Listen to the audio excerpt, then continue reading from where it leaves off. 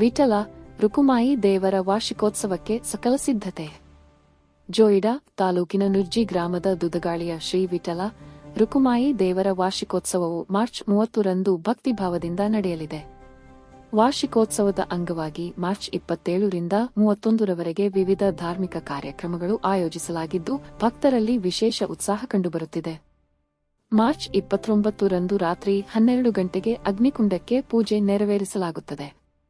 March 30ರಂದು ಬೆಳಗ್ಗೆ 8ರಿಂದ ಮಧ್ಯಾಹ್ನ 1ರವರೆಗೆ ಪೂಜೆ, ಅಭಿಷೇಕ, ನೈವೇದ್ಯ, ಮಂಗಳಾರತಿ ಹಾಗೂ ಪ್ರಸಾದ ವಿತರಣೆ ನಡೆಯಲಿದೆ. ಬಳಿಕ ವನಪ್ರವೇಶ ಮತ್ತು ಅಗ್ನಿಕುಂಡ ಪ್ರವೇಶದೊಂದಿಗೆ ದೇವರ ದರ್ಶನಕ್ಕೆ ಅವಕಾಶ ಕಲ್ಪಿಸಲಾಗುತ್ತದೆ.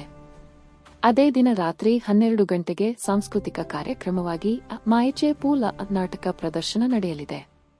ಮಾರ್ಚ್ 31ರಂದು ಬೆಳಗ್ಗಿನಿಂದಲೇ ವಿವಿಧ ಧಾರ್ಮಿಕ ಸೇವೆಗಳು ನಡೆಯಲಿದ್ದು, ಭಕ್ತರಿಗೆ ಮಹಾಪ್ರಸಾದ ಹಾಗೂ ಅನ್ನಸಂತರ್ಪಣೆ ವ್ಯವಸ್ಥೆ ಮಾಡಲಾಗಿದೆ ಎಂದು ಪ್ರಕಟಣೆ ತಿಳಿಸಿದೆ.